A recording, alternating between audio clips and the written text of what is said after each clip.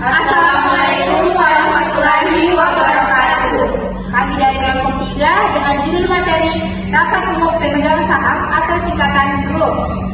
Adapun anggota kelompok pribadi Ayu Laksari, Putri Irga Pula, Nur Faiza, dan Nadila Salsabila. Baik, yang pertama ada keberadaan dan kewenangan RUPS. RUPS atau Rapat Umum Pemegang Saham adalah kegiatan yang diselenggarakan oleh perusahaan untuk memberikan informasi yang dibutuhkan oleh pemegang saham, baik itu terkait kinerja perusahaan maupun perencanaan ke depannya. Keberadaan RUPS penting untuk memastikan transparansi dan akuntabilitas dalam pengelolaan perusahaan. RUPS juga berwenang untuk menentukan kebijakan perusahaan, seperti mengubah anggaran dasar, merubah direksi, atau mengganti auditor. Jadi itu adalah kegiatan yang sangat penting dalam menentukan arah dan kebijakan perusahaan.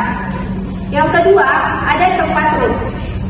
Tempat RUPS diadakan biasanya ditentukan oleh perusahaan dengan mempertimbangkan banyak faktor seperti jumlah peserta yang diundang, lokasi perusahaan, ketersediaan fasilitas, dan anggaran yang dialokasikan untuk RUPS. Mereka dapat memilih untuk mengadakan RUPS di lokasi kantor pusat mereka, di hotel atau tempat konferensi yang dekat dengan kantor pusat mereka, atau di tempat lain yang memenuhi persyaratan yang dibutuhkan. Tergantung pada besar kecilnya perusahaan, RUPS dapat diadakan secara virtual atau secara tatap muka atau kombinasi antara keduanya.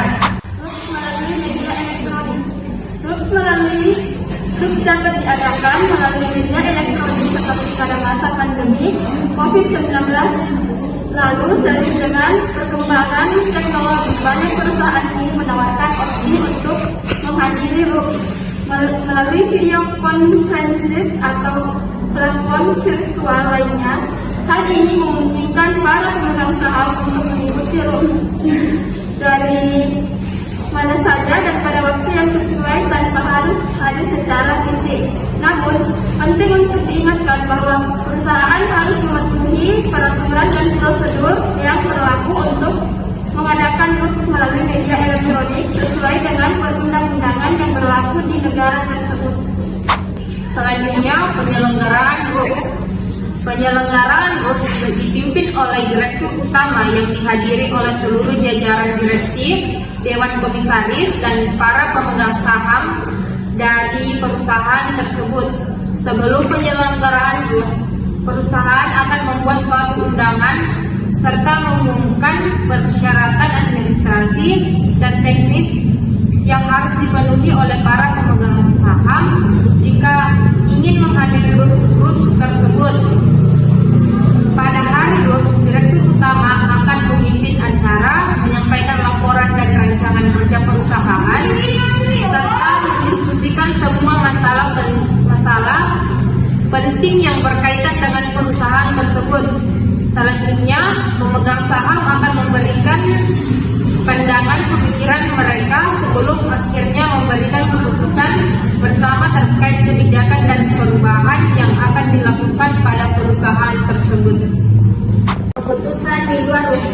Keputusan penting yang berkaitan dengan perusahaan tidak hanya dapat diambil di dalam RUPS, tetapi juga dapat diambil di luar RUPS. Namun, tergantung pada jenis keputusan yang akan diambil, terdapat peraturan dan persyaratan yang berbeda yang harus dipatuhi. Misalnya, keputusan untuk memilih dan mengangkat direksi baru biasanya diambil di luar RUPS dalam rapat khusus Dewan Komisaris. Namun, untuk keputusan yang penting dan memerlukan persetujuan pemegang saham, seperti penghentian auditor, mengubah anggaran dasar, atau penjualan aset penting, maka keputusan harus melalui persetujuan mayoritas dalam RUPS. Demikianlah pemaparan materi kami mengenai rapat umum pemegang saham atau RUPS. Sekian dan terima kasih. Wassalamualaikum warahmatullahi wabarakatuh.